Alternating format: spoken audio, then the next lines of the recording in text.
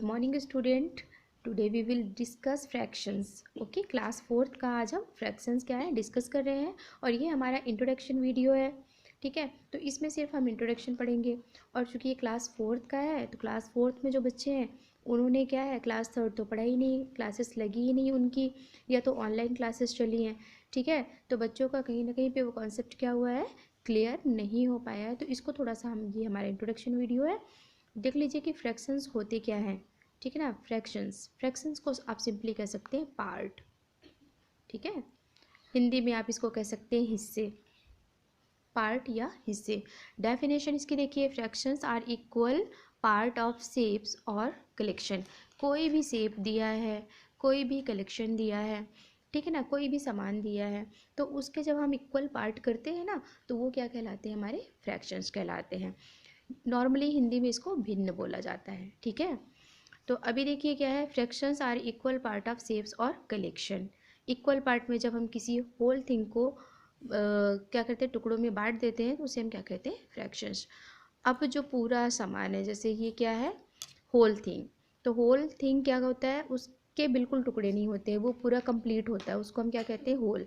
आप इसे कह सकते हो पूरा पूरा। ठीक है, तो ये जो फ्रैक्शन वाले पार्ट होते हैं वो हमेशा किस टाइप से लिखे हुए होते हैं, P1Q के रूप में होते हैं। ये ऑलवेज PYQ के रूप में होते हैं। ये मतलब इसी तरह से फ्रैक्शन जो होंगे ना, हमेशा 1 2 3 नहीं होंगे, 1 2 3, ये तो हमारे होल नंबर हो गए, पूरे पूरे नंबर हो गए। तो फ्रैक्शन का मतलब क्या है, PYQ के रूप में जो चीज़ें हैं वो क्या है, फ्रैक्शन नंबर हैं। जो भी नंबर लिखे हुए हैं PYQ के रूप में वो सभी क्या है, फ्रैक्शंस है। जैसे 1/2, 1/3, 3/4, ये सभी क्या है, फ्रैक्शंस है। और जो होल नंबर्स होंगे तो 1 2 3 4 5 6 7 8 9 काउंटिंग नंबर है ये। ठीक है, तो आइए जल्दी फटाफट इसको देख लेते हैं क्या है। अब यहाँ पे देख लीजिए, जो फ्रैक्शंस होते हैं वो जब लिखते हैं, लिखने का तो अभी रहने दीजिए, आप ऐसे ही देख लीजिए। पहले होल है, पूरा का पूरा है।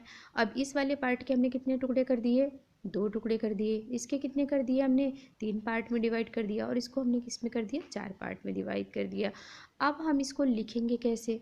ठीक है, तो जो सिलेक्टेड पार्ट होता है, जो सिलेक्टेड पार्ट होता है, सपोज कि हमारे पास क्या है, एप्पल है। ठीक है, तो एप्पल क्या हुआ, हमने उसको, एक एप्पल है तो ये क्या हो गया, होल हो गया। सपोज कर लीजिए कि ये एप्पल ही है। ठीक है, तो एप्पल क्या हो गया हमारा, ये होल हो गया पूरा। अब हमने क्या किया, आधा एप्पल क्या, जब उसको हमने 2 टुकड़े में काटा तो आधा एप्पल हमने क्या कर लिया, खा लिया। तो हमने आधा खा लिया, आधा बच गया। इसे हम बोल तो रहे हैं बट हम इसे लिखेंगे कैसे। तो एक एप्पल था, जितना था होल, होल जितना था वो कहाँ जाएगा, ऊपर जाएगा। और जितना हमने सिलेक्ट, जितना हमने क्या कर दिया, जितना पूरा पार्ट है इसके जितने टुकड़े कर दिए टोटल हमने, तो वो कहाँ चला गया, नीचे वाले में चला गया पार्ट में। जितना हमने ईट कर लिया वो ऊपर आ गया।